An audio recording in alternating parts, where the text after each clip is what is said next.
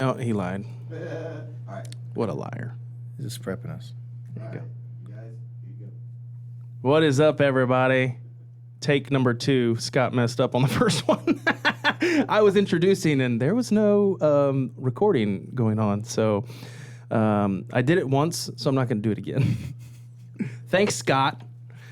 No, Filterless Podcast here. We got a bunch to go over today. Luckily, the air conditioning is working today. So the last podcast, episode 6, if you notice the reason that we kind of got out of here so quickly, we still took an hour, but was because it was 80 degrees up here. And I had a jacket on. And you had a fucking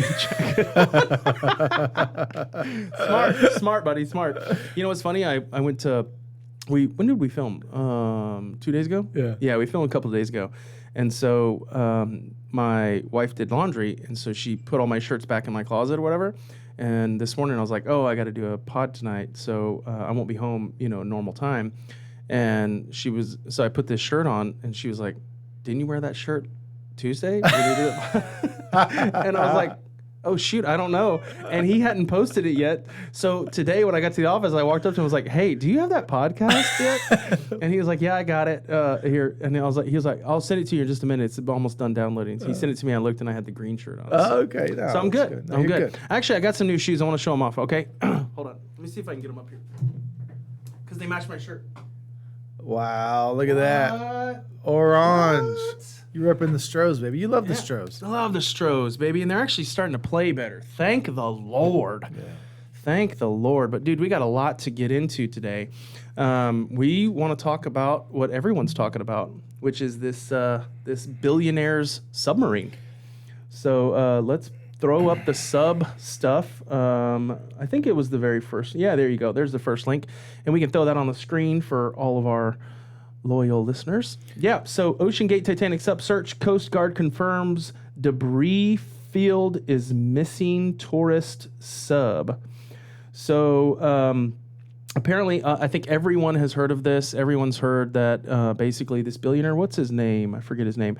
But basically this billionaire went out and was going to go try to see the Titanic for himself, right? And I don't think, he's not the first one that's tried to do this and not the first one that has even done it. There's been other people that have gone down there and seen it. But he tried to build the submarine himself to go do it. And I think the long-term goal was actually to bring the Titanic up, like to get it from the bottom of the ocean floor, bring it up and make it like a tourist attraction. Yeah. Which I think would be awesome. Me too. I would go. I would absolutely go and tour the Titanic. Yeah, me too. And see what it would be like, on the inside. I'm sure there's, lots of bones and stuff in there because a lot of people went down with that thing. Yeah. But I think it would be awesome. What I wanted to talk about was not mainly about the submarine. I mean, we can talk about that. But pull up those memes real quick because I want to get into this. And I want to see what your thoughts are on this, Dr. KK.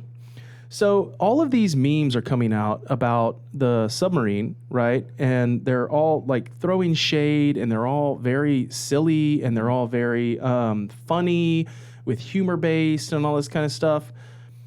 There's a part of me that's like, there's 5 people that are missing or dead. Yeah. Why are we making so light of it? Yeah. Like, is it because he's a billionaire? Is that like if this were, let's just say this was in Cancun and there was this submarine that would take you down to see a wreckage, and you had to pay $200 a ticket for it, and it was just normal people on it. I don't think we would have. Yeah, see, look at this. Mark safe from dying on a sub, lost to ocean floor because I'm poor. Like, it doesn't. I don't understand the mentality of making fun of death. I think people have just genuinely lost respect. I think just as time goes on, there's just a drop in the respect level. So people don't necessarily care. They don't see that, 5 lives were lost. I thought the same thing you're thinking. I was like, man, I mean, yeah, okay. It's unfortunate. It's a tragedy. I could see how it's easy to make fun of, especially after that video I sent you guys about how the sub was so poorly kind of put together. Yeah, I mean, that was pretty rinky-dink. They're using like a 1996 PlayStation remote. Like a tin can almost thing, You saw that video. I did. I watched the whole thing. That was crazy. And I didn't know either. I had no idea that it was that rinky-dink put together. After watching the video, then I genuinely felt sad, for these people. So I think people just, Mike, to answer your question, people are just more mean, no respect, and with the internet, people just say whatever they want and they think it's okay. But there should be like a genuine concern for what happened. I mean, I get it, right? People are going to make fun, but it's to me, it's pretty sad, especially, my friend, Fiaz, who I want us to have on here soon. Yeah. He made a story yesterday. It was great. And I told him, I said, this is great, brother. He put, there's a billionaire on the ocean floor right now that would trade every penny he has to trade places with you. Yeah. Right? Yeah. So that was basically him telling anybody alive on Earth right now, no amount of money is worth the fact that guy's going to die. Yep. You know what I'm saying? And so it was a wake-up call. Sure. Should have been a wake-up call for everybody. And, I told him, I was like, preach, brother, this is great. And everyone else is, doing these funny memes and making fun of people. But, I thought it was cool when I heard about it. I was like, I didn't even know you could go see the Titanic. I didn't know they even knew where the hell it was. You just don't hear about it. Yeah. I guess it's it's 2 miles down, so the ability to go is very, very, very limited. Yeah. Obviously, there's a second. Let me tell you what I think about it and what I think has gone on, and the reason why people can laugh and make fun of 5 people losing their life. A father lost his life. A daughter lost her life. Like these are human beings. But I think the problem is that people have such disdain for wealthy individuals. Yeah, true. That I think that they think that because they're wealthy for whatever reason, Good whether point. either they were born into it or they made something of themselves, it doesn't matter, right?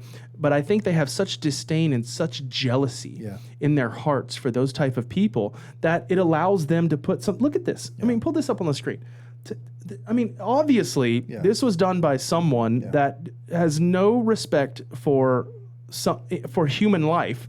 And specifically, no respect for wealthy human life. Yeah, no, there is a movement called Attack on the Rich. There's no doubt about it. Yeah. I saw a clip the other day where the Starbucks CEO was being interrogated by some Congress or senator or whatever, and he said, "Yeah," and she kept referring to him being a billionaire, and then she wouldn't stop. She wouldn't stop. You're a billionaire. You're a billionaire. And finally he got sick of it. He's like, "I am a billionaire, and I earned it." Yeah. Like what is this? Is this attack on the rich is disgusting. Yeah. And I think Bernie Sanders is probably the most to blame for something like this, and all of his sort of followers, where they just come up with this. It's socialism, dude. It's socialism. It's communism. It's just basically everybody wants to be rich, but then the second you are, guess what? Now you're an enemy. It's stupid. I have a part 2 follow-up question for this as well, because I think this kind of goes hand in hand with it. The other memes that I've seen and the other comments that I've seen was that he deserved it. And this was their reasoning why. It's like, you're a billionaire. You have everything you could ever possibly imagine to want. You have it. You have access to everything. Why in the world would you put yourself in that situation? Like, why would you, as a billionaire who's dedicated their entire life to creating something that large and that spectacular on a monetary scale, why would you risk it to go 2 miles below in what the video shows as kind of a rinky-dink submarine, just to see this vessel that was lost, decades and decades and decades ago? And they're throwing shade at this guy. And my whole thought process is, well, if we don't have people like that, there would be no Tesla. Yeah. If we don't have people like that, there would be no SpaceX. Like, if we don't have people like that, there would be no Henry Ford that create. Do you see what I'm saying? Yeah, these guys, when they get to that level, they have to start doing these things in order for them to create something bigger than what they are. Yeah. And like we said, I think it would be freaking awesome if some multi-billionaire went out there and was like, you know what? We're going to pull the Titanic up. This is not part of just U.S. history. This is world history here. Yeah. We should understand that things that we do and things that we build are not impervious to Mother Nature. Like, we need to keep that top of mind. Yeah. We're not the be-all, end-all. Let a tornado come through your town and tell me if you think that we have it all figured out, because we don't, buddy. No, we don't. But guys like that that they push the envelope, they push the limit, they use their own monetary assets in order to do these things. That's how we create these new enterprises and these new things. Yeah. And that's what has driven the world for forever. And I don't understand the shade that they're throwing on this guy for trying to do something exciting in his own life. It goes back to what you said. It's about jealousy and people not they hate rich people. People again, attack on the rich. And then to answer your original question, rich people love a thrill. You know that, the way rich people spend their money. And look at the Saudis and what they do with their money. I always go back to the Saudis because I'm fascinated by them as a group. Because I'm Arabic and Arabs are and they're very conservative. Don't get me wrong. In terms of their morals and beliefs, they really are. They truly are. But then they do wild and crazy stuff. It's almost like it becomes like a sickness, like a disease, where you have to get a thrill. And so in order to get a thrill, you have to buy a tiger or have a pet cheetah or have a falcon or it's like what that's so random. Like what are you guys doing? Or build a ski resort in the middle of the desert. Yeah, we talked about that too. But this dude, I think I don't know much about him, but I feel bad. He's got to be gone by now. You saw how rinky-dink that sub was. I mean, apparently they only had 96 hours worth of oxygen, and it's like 5-6 days at this point. So, but how rich people spend their money. They love a thrill. They love doing crazy stuff. And and you said people would say, "You're a billionaire. Why would you risk it?" Well, obviously he didn't think he was going to die, poor guy, and so people it's what we call a calculated risk. You ever seen that movie Along Came Polly with Ben Stiller? Yes. He's an actuary, and so his job is to risk stratify that rich guy, and the rich guy does all kinds of crazy shit, jumps off of planes, jumps off of buildings, and that's kind of, it's true. That's kind of how they are. Yeah, I mean, look at Richard Branson. Yeah, exactly. That dude's still jumping out of planes. Well, let me ask you, what's the scariest or most risky thing you've done? Well, I was a firefighter for a little while. Okay. So, anytime you go into a burning building, that's pretty scary. I didn't know you were a firefighter. Yeah, so right out of high school, actually during high school, I was a volunteer firefighter. And then right as I got out of high school, I went and did all the tests and everything. I never actually got paid to be a firefighter. Like, I never went to City of Houston or anything, but I had all of my certifications. And so I did it volunteer for a decade. And did you go inside of... Absolutely. Hundreds, yeah. Did you ever once feel shit? Dozens of times. Really? Yeah, dozens of times inside. Wow. Yeah. Yeah, it's and that was way before I had any money. Yeah. I've always been that kind of guy. I raced, cars. I drag raced for a little while, built my own cars, and all through high school and all that kind of stuff. I had a '91 Mustang that I probably had way too much money in. Yeah. Everything that I ever did, all the money went into that car. And, we would go down to Navasota, and they had a little 8th Mile track. And we'd run cars down there, and, almost every weekend. Or we'd go to Baytown and race and stuff like that. So I've always had an inkling for the riskier thrill type of things. I love roller coasters, all of that kind of stuff I like. What about jumping? So skydiving, bungee jumping. Would you ever skydive? So I got a thing with heights. Okay. Yeah, I won't jump out of a perfectly good plane. Have you ever zip-lined? I have zip-lined. High? Yeah, but that's 200-300 feet. I'm okay with that. Yeah. Like, I don't mind that. But like going up in an airplane that's like 10,000 feet and then jumping out of that thing, there's nothing that would get me to do that. I don't think. There's just nothing. How about you? Have you ever done any of that stuff? No. So for me, I enjoy a nice thrill. I'm not gonna lie, I do. But you talked about roller coasters, dude. The funny thing with me, the older I get, I got 3 kids.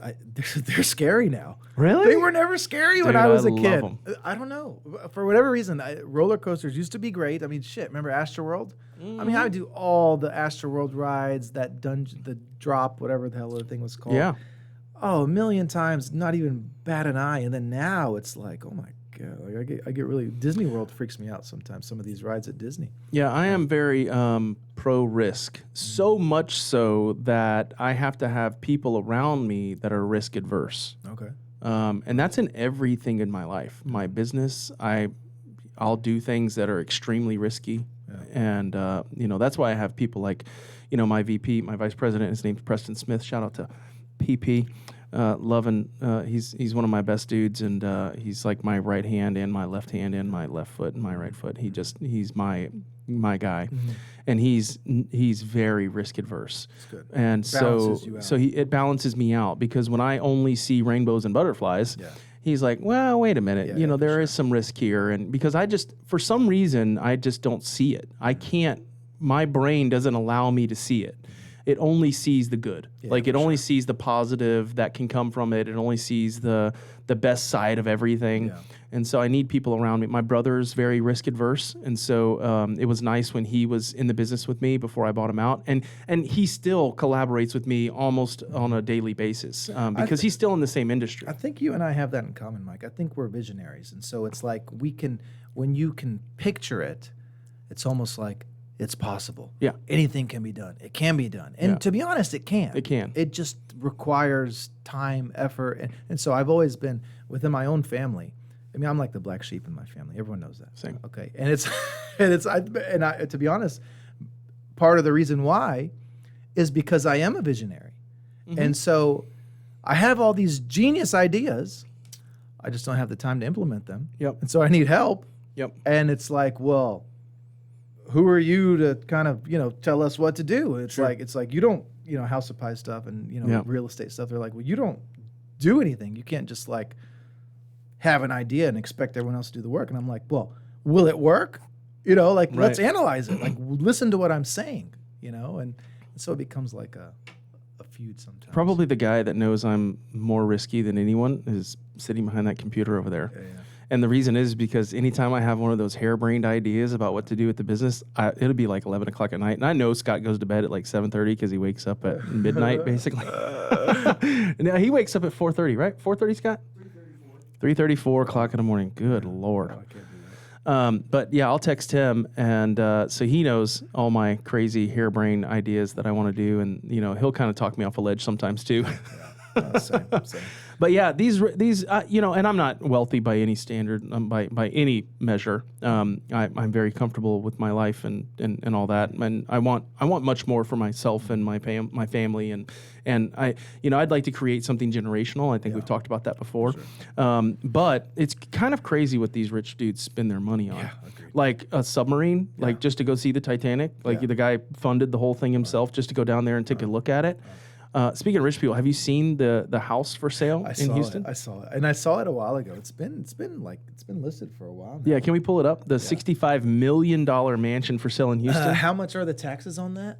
It would be around 3% of $65 million, which would be, what is that, 1.815? Almost $2 million. Yeah, 1.815. And now you got to realize, $2 million.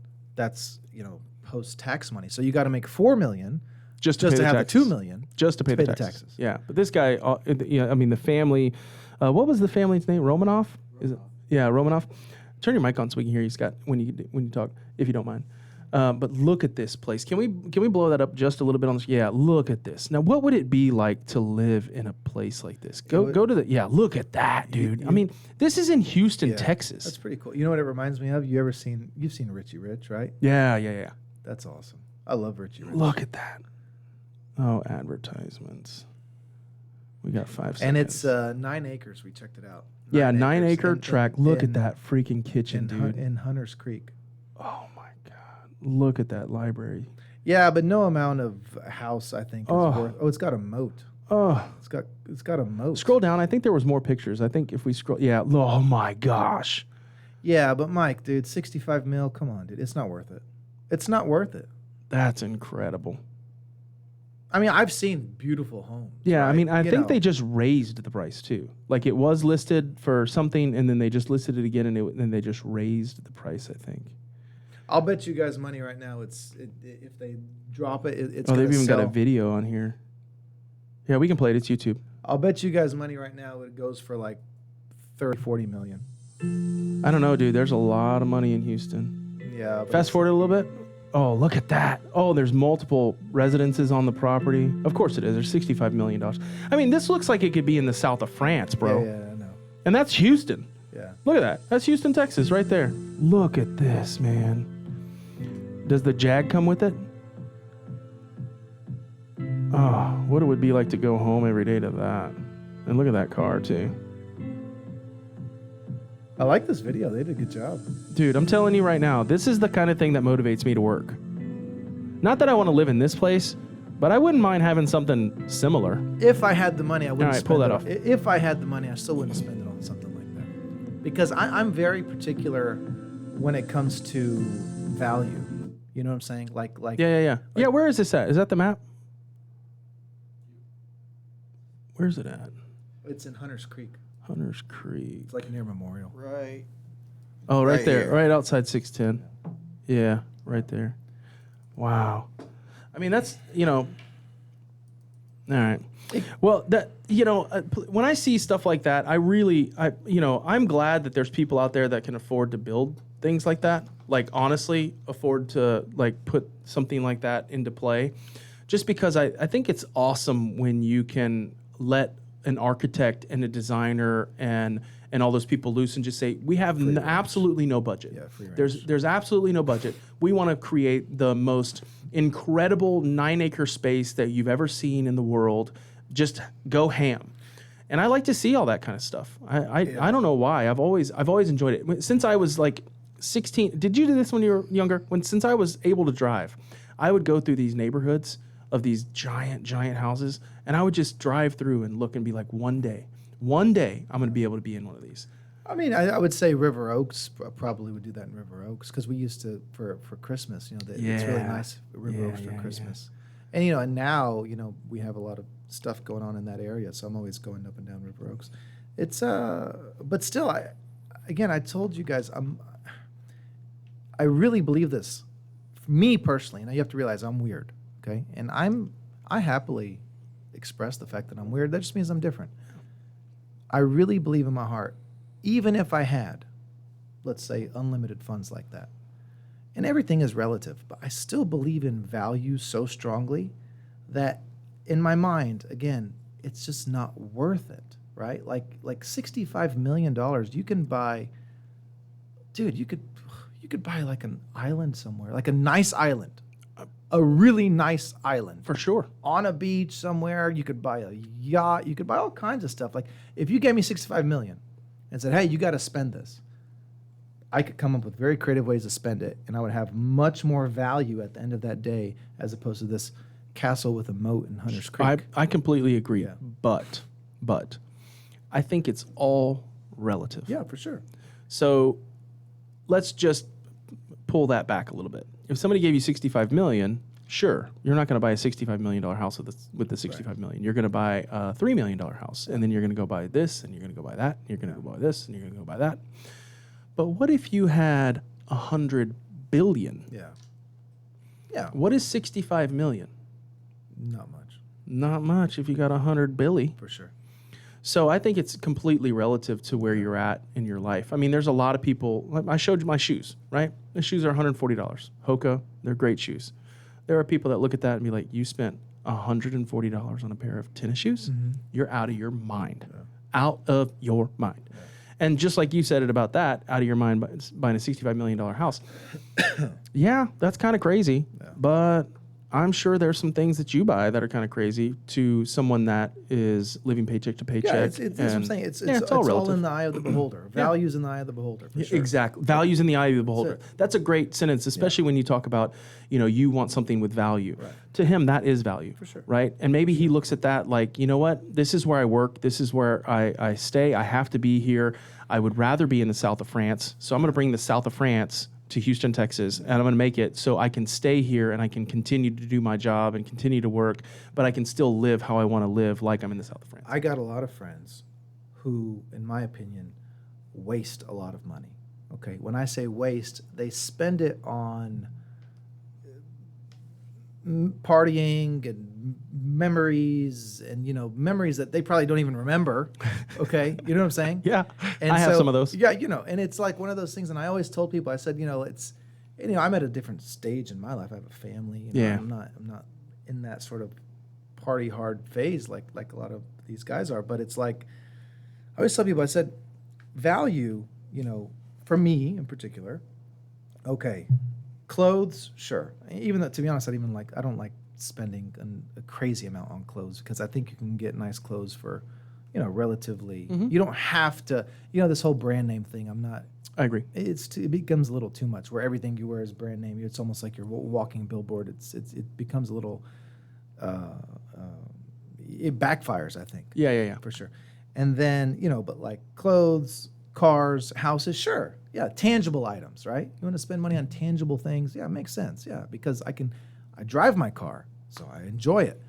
I live in my house, I enjoy it, but to have like a situation where you're just constantly spending on these, like going out all the time, traveling all the time, and then you're renting an apartment where if you could have just saved up all that money that you spent, you could paid for a mortgage for a beautiful house and then some. You know what I'm saying? No, I agree. So it's just kind of I think weird. I think when you're at the certain levels in life, you get to do things. It's like going up in a video game. Like if you beat the first level of life, you get a jetpack for the next level. Right. And then the next level of life, you get a better gun that you can shoot in the game and things like that. And life's very similar to that. Like once you level up once, you're like, okay, I don't have to drive the 2005 Toyota Camry anymore. I can upgrade to a 2023 Toyota Camry. And then once you go to the next level in life and you beat that level, then you're like, well, now I want a Range Rover, because that's the new level that I'm at, that I can do these things. And if it's something that you want and you have the ability to get it and it doesn't put you in a bind and doesn't force you into another situation to where your credit cards are maxed out and all this kind of stuff, spend your money. You know what? No one's going to remember what you spent your money on once you're dead. And you can't take it with you. Yeah. You can't spend it once you're dead. Yeah, that's so you might as well spend it now. No, it's true. No, my dad, which is so ironic because he really doesn't spend that much money. He's he's very low maintenance. Doesn't take much to make him happy. He has I don't know if I think someone gave it to him for Christmas. It was really good. It was really great. It was like a little globe, and it said, "The only reason to save is to spend." Yeah. It was pretty cool. It's like the only reason to save is to spend. Right. Yeah. Because someone's going to spend it. Yeah. If it's not you, it's going to be your The punk next ass generation. grandkids, right? Yeah, exactly. And so, I love my kids. I want to do well for them, create generational wealth for them. And, I think, my family is on that path, thank God. But it's like, at the same time, you don't want to, going back to the Richie Rich stuff, you don't want to just hand everything over to these kids, You need to learn to I work completely for it, agree. And my kids have been at work all week this week. Yeah. Scott can attest. Yeah. I actually want to start taking them, making my older, he's 12 now. Yeah, man. My daughter's 12. She's been at work all week this week. Is it legal? I mean, I know I was working at 9, 10. Can you legally? Yes. When can you legally put a kid on a time card? It depends. So you can't. Okay, so there's some laws here. You, as the parent, they can come to work with you. Okay. Now, if you own the company, you can actually start writing your kids' checks out of the company when they're 14, I think, is the limit. Yeah. So you can actually write them a paycheck from your company that you own at 14, or like if your dad owned it or your uncle. It's got to be family, right? You have to be family. But past that, you got to just put it out of your pocket, right? But for example, my daughter came to work and my son came to work. My son's 14, so he'll get a regular paycheck, just like all my employees get. My daughter, she's 12, so I can't do that for her yet. Yeah. But what I can do is I can pay me, cash the check, and then go give her the cash, and that's what we're gonna do. No, my dad definitely violated child labor laws with me. Yeah, all dads did. All dads did with small businesses. But I still love you, Dad. Thank you for that. And I swear, and I tell everyone, I said, because people always, they say, as a doctor, the ability to communicate is the most important thing. I mean, it's more important than the actual medical knowledge itself. Sure. I mean, because we spend all day just talking to people. It's kind of exhausting, to be honest. But the thing is that, I think I've been granted this sort of head start because when I was a kid, I wasn't afraid of people. I wasn't afraid of adults. I wasn't afraid to communicate because I was sort of thrown into the fires, like you threw yourself into the fire, literally and figuratively. It's like you go in there, you learn as a child that communication is key and you get good at it and you're not afraid, and then you build up your confidence and then it kind of carries you along. I remember in college, when I used to have to do the presentations, dude, I would just wing it. I would literally just go up there. Because in college, you have to realize these are young kids. Yeah. They're out of high school. There's a lot of social anxiety. You're in college. These kids are not, they're afraid to get up and talk in front of other people. Especially now. Yeah. And so I've never really been afraid to do that. I always did well in front of a podium. And in college, man, I would just get up there and wing it. And sometimes, I swear to God, you guys have to, I wouldn't even like know what I was talking about. Yeah. It was just like a topic. And I was like, okay, I think I can do this. And I would like 30 minutes before just kind of read something like, okay, I can do this. And just get up there. And it was the delivery that carried me. Sure. You know what I'm saying? Yeah. And so it's pretty cool. And that's how it is in life too. I mean, you know, that whole saying, fake it till you make it. Mm-hmm. You know, that's what you learn, mm-hmm. you know, as an adult. Mm-hmm. You know, I mean, you kind of grow into that where you're like, not everybody knows everything. And as a child, that's what you think. You're like, you're an adult, you know everything. Yeah. And then when you get to an adult, you're like, these guys didn't know anything. So because I don't know much. Okay, when I was a kid, yeah, and you know, in my family, the men would sit together and the women would, you know, I mean, we're not like crazy segregated, but you know, like at a function or something, if there's like an event, the men would sit in like the one living room and then the women are in another living room. Sure. Right? Okay. So as a child, I remember, and I looked up to these guys so much, man, like my dad and my uncles and the older guys and their cousins. And so I was like, these guys are so wise, you know, like they're so like, God, these guys are great. You know, because it's almost like the love and admiration I had for my dad carried on to him and all of his friends. Absolutely. You know what I'm saying? And then I remember getting older. And again, I was always attracted to the older crowd. I don't know. Like I always enjoyed talking to older people. And then when I got to about, let's say I'm like a teenager or something, I would kind of, at every event, I would inch closer and closer to the men to kind of like, okay, what's going on? Like, what are they talking about? What, you know? And then so I remember one time I had a major epiphany, dude. I sat down and I'm listening to their conversation. I was like, what are these guys talking about? Like, there's nothing intelligent coming out of anyone's mouth here. You know what I'm saying? It's like, and God bless them. They didn't go to college. Mm-hmm. You know what I'm saying? I don't know what I expected them to be talking about. You know, in my mind, I think they're over there trying to solve the world's problems. When in reality, they're just kind of bullshitting and laughing and joking and giving their opinions. There was nothing philosophical going on. Let's put it that way.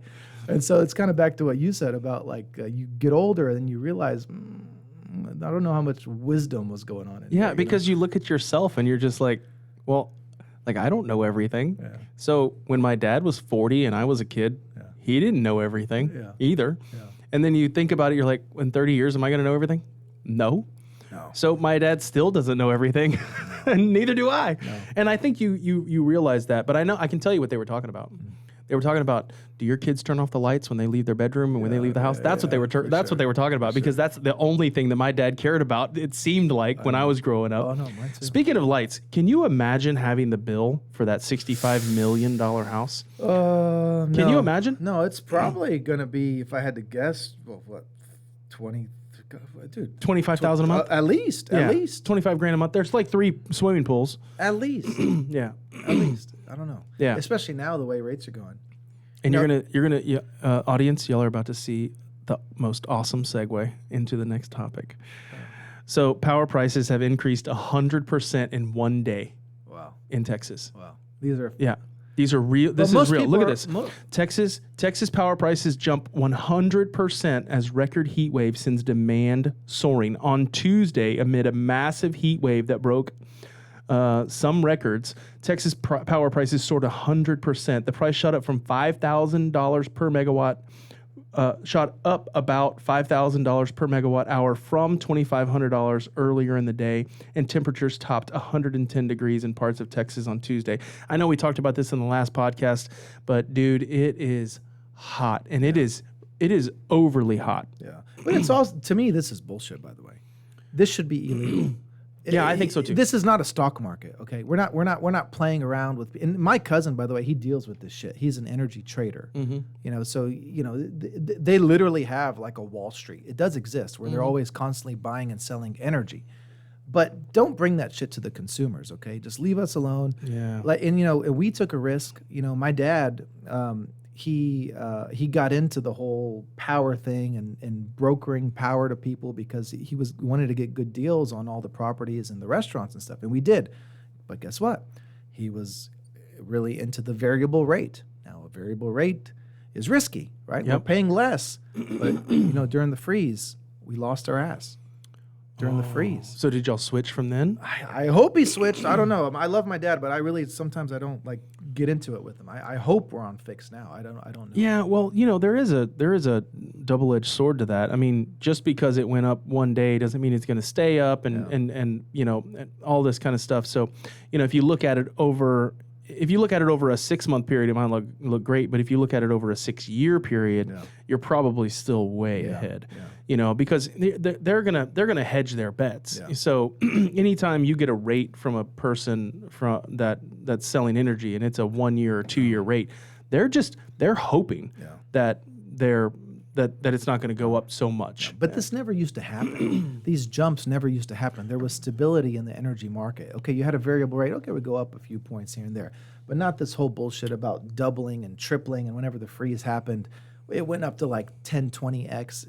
It's too much on the consumer. My question is how is it going up? Like, what does it cost more to produce on days that it's hot? Like, I have no idea. It's the demand. You have a supply that's relatively constant, and then you have the demand that fluctuates. Whenever the temperature goes up like this, the demand for energy goes up tremendously. I understand that, but does their cost also go up? Just because demand goes up doesn't mean that their overhead because goes up. These guys are constantly buying the energy. It's like a market. Like I said, it's like a stock market. So no, but what I'm talking about is actual production of energy. Oil didn't go up, coal didn't go up. That's how we make electricity in this market. Yeah, they've deregulated the power. Right, and Texas is deregulated. And once they deregulated it, then what happened was the energy traders, they grab all of it. So then there's only so much that is available at any one time. Like Bitcoin. I understand. So basically, it has nothing to do with cost performance. It only has to do with demand, and all they're doing is knowing that they can rape people at certain times of the year. It's like that's what they do. It's like what Scott said. Which dealer bought the energy at a good cost, hangs on to it, and then when you need it, here, I'll offload to you. But I'm going to offload to you, but guess what? Now you're going to pay me double. Because it's almost like okay. So why? So this I don't understand this at all. That doesn't make sense to me. It's like a cryptocurrency in a weird way. There's a limited amount, and certain people have bought up chunks of it, right? Yeah, but people are dying. No, I know what I'm telling you. People die inside their houses when it gets too hot. Which is our point: is that it should be more regulated. But and by the way, I am not for government regulation. If anything, I'm totally against government regulating anything, to be completely honest. But when it comes to stuff like this, they need to do something to guarantee that we're not going to just, pay the consequence. Because I told you guys in a previous podcast, energy is so crucial to the whole system. And when we were kids, I was like, yeah, energy is so cheap. Like I would go through the bill with my dad, and I'd be like, okay, water this much, rent this much, whatever, and then here's all the bills. Phone bill this much, right? Remember Houston Cellular, how expensive it used to be to do a phone? My we talked sister about used this. to get screamed right. at. So the Houston Cellular bill would be more than the electricity for the whole house. And then in my head, I was like, well, which one's more valuable? I mean, to me, powering the house is much more valuable. 100%. So I think now they realize, okay, electricity is so, it's so crucial, and it's such a vital part of our survival that now they're just going to tax us on it. Dude. Well, I understand. I do get that. But when you're talking about livelihoods and safety, there should be some regulation there. They should, and I agree with you. I don't think the government should step in in these instances of regulation where you're just over-regulating everything and nobody can make anything anymore. I do agree with that. But if your cost for that product doesn't change, okay, you can't do it at gas stations. Gas stations get in trouble for it. So like when a hurricane, we know this here in Houston, when a hurricane's coming into Houston, right, everyone goes out because they know that the power's probably going to go off for an extended period of time, right? And so the pumps don't work at these gas stations. So what do people do? They go out and they fill their cars up. They fill gas cans up, for their generators, for their houses and things like that. And this just happened a few years ago when Harvey struck and the power was out for days and days and days, or when the ice thing struck. And you see it on the news, these gas stations raising the cost of fuel to $8, $9, $10. They get in trouble for that. Yeah. So why is it any different if a gas station does it? It's illegal or immoral or however. I don't even know if it's illegal. I think it is illegal. I think there's a law, a take advantage law or something like that. And so, but why can ERCOT get away with it? Because it's deregulated. But so is gasoline. Anybody can sell gasoline if they can make it. Yeah. Well, the problem Do you see what I'm is saying? they don't increase the production. So when they don't increase the production, there's only so much supply that they can go around, and all that supply is bought. And because it's not bought directly from ERCOT, it's sold to the brokerage. The brokerage people hold the I get that. And when demand goes up for office furniture, there's times where we don't discount, right? I mean, we have published prices, so we can't go out and make our prices higher. But there are certain instances where people are coming in and we're selling it like crazy at that price that I'm like, I don't need to discount it because I can sell it to the next guy and he's going to walk in the door the minute you walk out. But so why can't they just say, okay, during these crazy times when the demand goes through the roof, you can only mark it up an additional 38%, 52%. They should. That's what I was saying earlier. They should. There should become some kind of a stop law to prevent this sort of exploitation from happening. Yeah. I agree.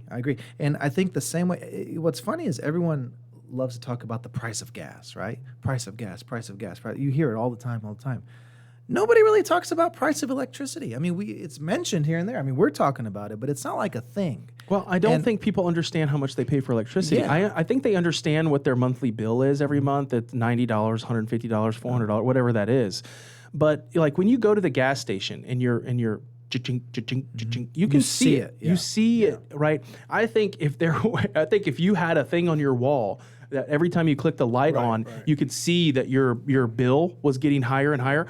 It would immediately change that industry, and you would drop everything down. And they get you with all the hidden fees and this and the delivery fee. There's right? This thing called you can't even read the dang thing. You're like, well, what am I paying for here? They have this thing called a delivery fee.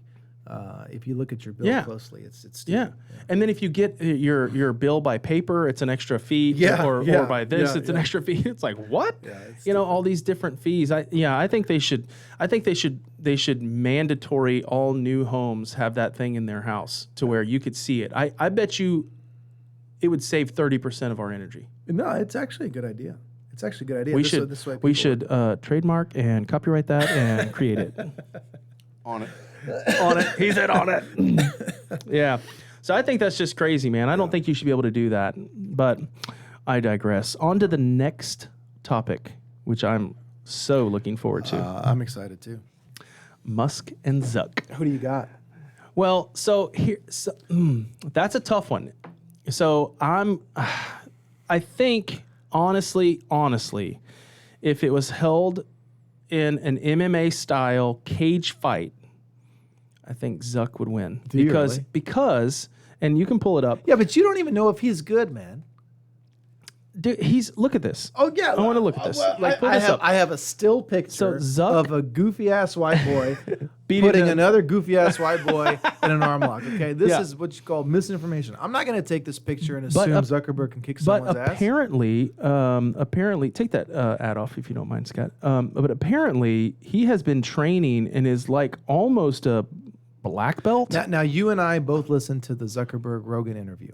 Absolutely. And what's funny is, and I remember this distinctly, when he was talking about fighting with Rogan, his eyes lit up. He became like a little boy. You know, like that's when he was like excited to talk. You know, he wanted to talk more about that, and Rogan wanted to talk about Facebook. Exactly. Rogan wanted to talk about the FBI and stuff, and this dude over here wants to talk about. I noticed that too. Yeah. Right. Yeah. And so he's all in. Yeah, I mean, you could tell he's excited about it, but I don't know if he's any good. Now, here's the thing, though. Musk has got to have 100 pounds on him, maybe 120 pounds on him. Did Musk trim down, though, ever since that one picture of him? Yeah, Ozempic, baby. Ozempic helped him out. He said it? Yeah, he said he was on it. That's cool. Yeah, I think he lost like 35 pounds or something like that, he said. And he's actually looking a little bit fitter and trim. Pull up some of these. Okay, here we go. Elon Musk versus Mark Zuckerberg. Dana White prepared to make biggest fight ever in the history of the world. I would pay a lot. Dude, you have no idea how many people would watch this fight. Okay, so we have to make this happen, by the way. Okay, who do you want to win? Obviously, I want Musk to win. That's what I'm trying to figure out why you're hesitating. Obviously, I want Musk to win. Well, I was going to say something else, but obviously I want Musk to win because I think that, Musk holds a lot more of the same ideological things that I do. We're bigger fans of Musk. Right, but if I had to bet... You're going to bet on Zuckerberg. I would probably bet on Zuck. I mean, he's literally been training for like 3 years. Yeah, but you're forgetting the X factor. Top G. That's right. Tate did show up. Do you have that? Do we have that? Tate specifically said, "Don't worry, I will train you. You will not lose." Yeah. So this is the talking. Twitter feed that got it all started. Basically, Meta is going to release a Twitter viral site called Threads that's going to be very, very similar to Twitter. And if you scroll down, all Elon said in this, he replied to this. And he said, basically, we'll fight to see who gets to do it. Yeah. Basically, I'll fight you. And if I win, you can't do Threads anymore, basically. Yeah. I think something like that. And do you know why this came about? Did you know that this happened once before between two CEOs? I saw something you sent me, the arm wrestling. Yeah. Thing. So the CEO of Southwest Airlines and the CEO of... Oh, I forget what other company it was now. Dadgummit. I forget what other company it was. They had basically the same tagline, for their thing. And so, but I think both of them got together and like, hey, this would be a great publicity stunt for both of us, yada, yada, yada. And so they did an arm wrestling match to see who could keep the slogan. And what ended up happening is the Southwest Airlines CEO lost, right? And whoever the other CEO was, can you see who that was? I don't remember who that was. But whoever the other CEO was basically said, hey, if you donate $5,000 to charity, I'll give it to you. Even though he lost. But yeah, this here it is right here. This is the Southwest Airlines and another aviation firm had the model. Oh, they don't even say who the other aviation firm is? Say. No. Well, that's kind of BS. This looks like it's it was from the dubbed 80s, Malice in Dallas and held at a 4,500 seat wrestling venue. Isn't that awesome? Look at it. He's smoking a cigarette and he gets trounced. Dude, that looks like the guy. That looks so like awesome. that looks like that one actor. I forgot his name. No, those are two CEOs. Yeah, but at the end, I guess Southwest Airlines just paid the $5,000 and kept the slogan, which is when people were cool, just plain smart. Had a sense of humor. Oh, I know, right? That was such a good old days. I love seeing old. What is that? 1992. We were 8 years old. Good old days, man. That was great, man. You could laugh and joke. Yeah, but I think that's funny that Tate came out and tweeted to him and said all that. If Tate had, let's say, 3 months to train Elon, dude, I don't give a shit what belt your boy Zuckerberg is. He could be a triple black belt jiu-jitsu, freaking taekwondo. But Elon Musk ain't gonna do it. He's too busy. Are you kidding me? Musk loves this shit. I know he loves it, but he won't train for 3 months. Of course he would. When is he gonna have time? He doesn't care. He's running SpaceX, he doesn't care. Twitter, Scott, Tesla, boring company. Elon Musk gives no shits, dude. He would stop everything he's doing, go to freaking Romania, train for 3 months just for this. He's crazy. He might have to go to prison to train with Tate. That'd be awesome. That'd be awesome. And he would if Tate trained this dude for 3 months, that's all it would take. This is like a total Jean-Claude Van Damme Bloodsport moment. Okay, Musk would come back ripped, ready to go. I'd love kicking it. Coconuts, knocking palm trees down. I guarantee you. All right, let me ask you this: is there another fight that you would want to see more than that? Oh. In any segment, anything. I'd love to see Donald Trump beat the shit out of Joe Biden. Well, that wouldn't even be a fight. That wouldn't even be a fight. I mean, that'd be two 80-year-old guys going at it, and Donald Trump would absolutely trounce. All he would have to do is put like a little sticker on the floor, and Joe Biden would just trip over it. No, what's another good fight I would like to see? Tucker Carlson, Don Lemon. That'd be a good one. That'd be a good one. Yeah, that would actually be a good one. They're probably evenly matched, I would assume. Don Lemon would probably beat his ass. You think so? Yeah, dude. I don't know. Tuck looks scrappy, bro. Don Lemon looks like he works out. Yeah, but just because you work out doesn't mean you can fight. Yeah, And Tuck's an outdoorsman. He's a hunter. He's a fisherman. No. He looks scrappy too. You're probably right though. Lemon would probably get him. Maybe Judge Janine with that other girl Garoppolo? from with the other girl from MSNBC, Rachel Maddow. That'd be a good fight. That would be a good one. I'd like that one. Oh, Judge Janine would just. Rip her apart. Kayla McEnany God with. dang it! I was with, literally were about you to really? say that. Were you Yes, really? yes. Kayla McEnany with the redhead. Yeah. What's the redhead's name? Saki. Yeah, Jen Psaki. Jen Psaki. That's a great one. Yeah, or even the new one versus McEnany. Oh, what's her name? I'm not her. What was the press secretary for Trump? McEnany. Yeah, and then what's Biden's press secretary? What's her name? JPS or something. Yeah. JPS. Pierre, whatever. St. Paul. Yeah, Jean Pierre, whatever her name is. Yeah, that would be a good one. No, and then, dude, I bet you Bezos is going to get in on this shit. Bezos is probably feeling left out. Dude, Bezos would He's kill jacked. both of them. Yeah, Bezos is jacked. Bezos would kill both of them. I love seeing Bezos jacked. Oh, there should be a billionaire fight club that they should. Oh my God, I'm telling you, if Dana White can pull off a billionaire fight club where the billionaires just go at it, I would watch every single one of them. But but you know, here's the thing though, they would probably do like boxing, you know, just for like not to hurt themselves. You know what I'm saying? These guys aren't gonna. Dude, I would like to see them scrap. This fight's never gonna happen. Well, I don't know, dude. well, to be honest, they're both crazy enough to where it might. Both of them are But crazy. like a Bezos would never get in. But the that's the ring thing. and do All of anything. these billionaires are that crazy. All of them are. Yeah, Branson and Yeah. Bezos. That'd be a good one. Like, it would be cool. Like, the only way to get into the fight is you have to be worth $100 million. Like, Yeah. let's just say you have to be worth $100 million.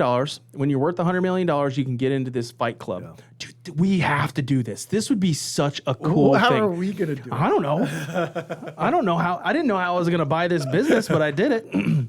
See, that's what I meant. You're a visionary. Yeah. Oh, yeah, that's See, true. Scott, talk him off the ledge. Yeah. No, we should absolutely. You have to be worth $100 million, right? And then you just throw your name in the hat, and you can pick, right? But you have to pick at your level. So if you're worth $100 million, you got to find somebody else that's worth $100 million that you want to beat their ass. And if you're worth $500 million, then you can go 500 all the way down to 100. And if you're worth $1 billion, you can fight anybody. And then, but if you're $100 million and you beat a $500 million guy, then you get to move up to the $500 million level, even if you only worth 100. Dude, somebody should be writing this down. By the way, well, it's recorded. Most of these people aren't going to fight. You know who I really would I don't think that's true. I think these guys have so much pride and so much ego. I think if there was something that they could do that and they thought that there was a chance they could win, they would absolutely do it. Because I think people look at them and they think, oh, that guy's a nothing. He's just a billionaire. He couldn't do anything. He couldn't hurt a fly. And why do you think Zuck got into jiu-jitsu? Well, because he's young. A lot of the younger guys, they'll do it. If you're young and you're rich and powerful enough, it becomes like a power thing. They're Dude, like, well, I there's need to learn how enough to fight. young, rich guys out there now. Yeah, it's true. You only need like 100, not even 150 people. I'd like to see Rogan fight. Dude, that guy would kill everyone. I'd love to see him fight. Yeah, there's old videos you can pull up. No, I want to see him fight now. Yeah. Joe, I know, wouldn't do it. Well, he would probably fight Fauci. Yeah. Who else he doesn't like? There's a few people he doesn't like. But yeah, I'd love to see Rogan fight. Yeah. No, I think it'd be cool. Have you ever seen him kick that bag, dude? Yeah. No, he's a beast. Oh, he's a my beast. God. Can you imagine getting kicked like that in the stomach by him? No, Rogan's he's been doing it since he was a kid. Man. Since he was a kid, yeah. That is some next level stuff. Okay, the other thing too is I need to see Tate fight. I've never seen Tate. You never seen a kickboxing fight by Tate? Has Tate fought in the last 5 years since he got famous? No. He was a world champion before he got famous. So he just stopped? Yeah, he just stopped. He got old. I mean, he got too old. I mean, once you hit 30, bro, it's over. You know, 28, 27, 28 in that game. So I'm done. I can never go back. No, but that's the thing. You can fight other people your level. That's the whole thing. But I don't have $100 million. You want me to?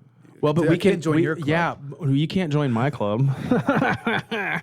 But you can make your own club. Yeah, here's Tate. I don't think we can put this up though. Oh, it is YouTube. I guess we could. Do you have a little bit of him fighting? Like, can you fast forward that? See if he's got any of the fight in there actually. Oh, here we go. Here's Tate. Let's play a little bit of it. He's tall. He's very tall. He was world champion. He was a world champion kickboxer. Like, and won multiple titles as a world champion kickboxer. Does it have the end where it, like, does he win this? Let's just skip to.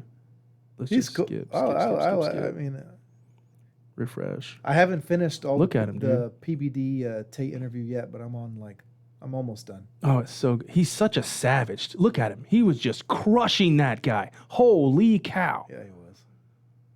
Standing 8 count. Yeah. He's got some height on him. Yeah.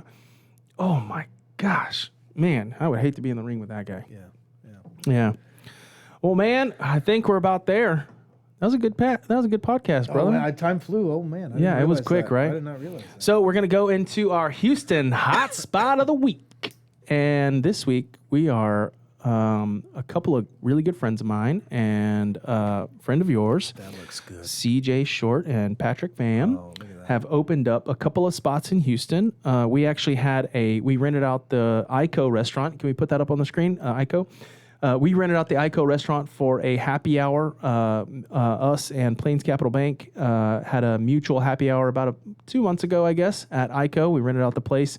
It is absolutely gorgeous, and the food is even better. And then they also own a couple of spots called Handy's Duzo.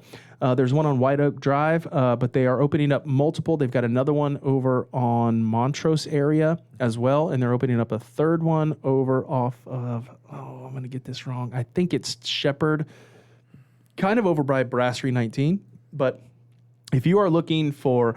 so let me tell you the difference between the two. Go back to ICO. So ICO is like, do they have pictures of the actual inside? Just scroll down. I think they might have more pictures if you just keep, or go to their Instagram if you want to. But ICO is just a sit down, nice sushi restaurant. To where you can go in. They have waiters and waitresses there and things like that, and they have great, excellent food. Patrick Pham is the head chef at both of these both of these restaurants, and he does an absolutely incredible job. My really good friend CJ Short is also an owner here, and they've got a couple other guys as well, Ducky and I don't remember the other guy. Sorry about that. My bad. So this is more of a sit-down restaurant, and actually they've got one of the coolest spots to take Instagram photos when you walk to their restroom. I don't know if they have that. Go back to the page with all of the posts for ICO, just their homepage. Yeah, there you go. Now scroll down until you see just like this green mirrored hallway. Just keep going. It's going to be like a green mirror hallway looking thing because they don't show it, but they've actually got one of the coolest Instagram photo spots if you go into their back room. So we're not going to show it. The only way you can see it is if you have to go there. And then Handy's is actually like just it's like a huge bar inside a house over off of White Oak. And it's just like a 22-seat, I think it's 22-seat sushi bar. So you just walk in, you sit down at the bar, and you get these incredible hand rolls that you can order. I order about 50 of them when I go because I'm fat and I love this stuff. But yeah, check out ICO and Handy's Duzo. We will also tag them on any of our posts that we talk about them. And they're just a great bunch of guys and great food, great atmosphere, great servers, great waitresses. Everything's perfect over there and actually really decently priced for what it is. So go check them out.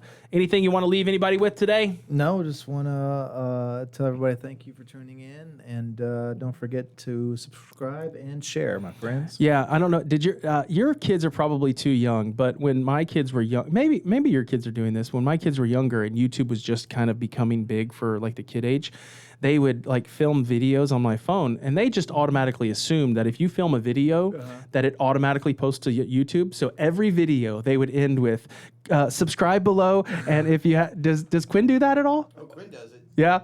And it's not even on YouTube, right? Yeah. So did your kids do this? No, it's probably an age gap maybe, but yeah, my kids used to do that. So I'm going to end it with that. So yeah, if you're watching, please subscribe below, and we'll see you soon. Bye, guys.